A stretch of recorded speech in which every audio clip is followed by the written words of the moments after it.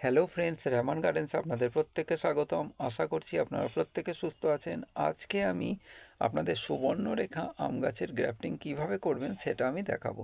আমার হাতে যে ডালটা দেখতে পাচ্ছেন এটা হচ্ছে সুবর্ণরেখা আম গাছের একটা ডাল। প্রথমে পাতাগুলোকে ব্লেড দিয়ে বা ছুরি দিয়ে কেটে দিন।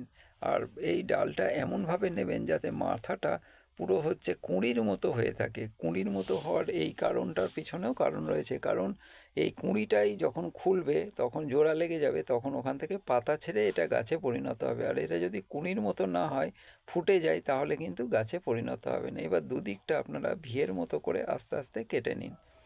ভিয়ের মতো কাটার পর বীজের যে আম গাছটা আপনি সংগ্রহ করে রেখেছেন সেটার মাথাটা কেটে দিন। মাথাটা কেটে দেওয়ার পর সাইড থেকে আপনি চামড়াটা আস্তে আস্তে নামিয়ে দিন।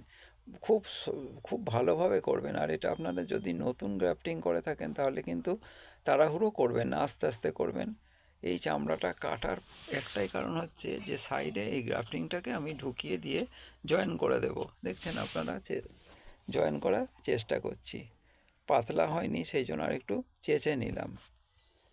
পাতলা না হলে এই জয়েন্টটা হবে না, আর জয়েন্টটা না মিললে তাহলে কিন্তু গাছটা বাঁচবে না।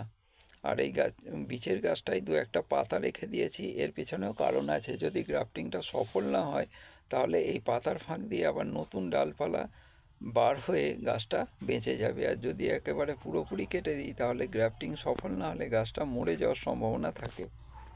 এই দিকগুলো আপনাকে খেয়াল রাখতে হবে, তাহলে কিন্তু আপনিও পারবেন বাড়িতে খুব সুন্দরভাবে গ্রাফটিং করতে পারবেন। আর এই গ্রাফটিংটা এটা কিন্তু একে বলে গ্রাফটিং।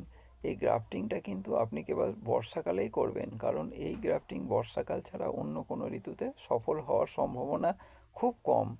বর্ষাতে এটা সফল হওয়ার সম্ভাবনা 100 ভাগ বেশি, কারণ বর্ষার সময়টাই আলাদা। এই সময় দেখবেন আপনারা বর্ষাকালে সমস্ত নার্সারিম্যানরাই খুব ব্যস্ত থাকে এই গ্রাফটিংগুলো করার জন্য। সব কিছুর একটা কাল থাকে, সেই কালটাকে আমরা যদি ঠিক করে না খেয়াল করেই গ্রাফটিং করি তাহলে কিন্তু সেটা সফল হব না। তখন আমরা মনে মনে ভাববো কেন হলাম না, কিন্তু এই দিকগুলো আমরা যদি খেয়াল রাখি তাহলে আপনাকে সফল হতেই হবে। আর যদি কোনোভাবে না হয় তাহলে কিন্তু আপনারা ভেঙে পড়বেন না, কারণ এক আধবার করতে করতেই হবে। আমিও যে প্রথমে করতাম যখন, তখন সফল হতাম তা কিন্তু নয়। অনেক সময় দেখতাম, আমি তো বাড়িতে থাকতাম না, এরকম গ্রাফটিং করে চলে আসতাম, যখন বাড়িতে ফিরতাম দেখতাম অনেক এই গ্রাফটিংয়ের মাথাগুলো কালো হয়ে গেছে।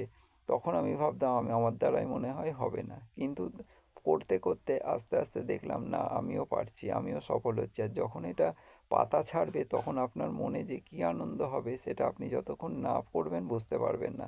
তখন ভাববেন যে আমিও করতে পারছি, আমিও অনেক কিছুই করতে পারবো যদি চেষ্টা করি। আপনারাও চেষ্টা করুন, আর চেষ্টা করলে সফল হবেনই।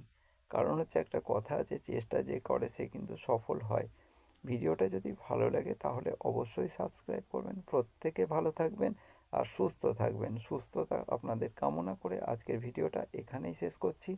আর ভিডিওটা দেখার জন্য আপনাদের প্রত্যেককে অসংখ্য ধন্যবাদ। প্রত্যেকে ভালো থাকবেন। নমস্কার।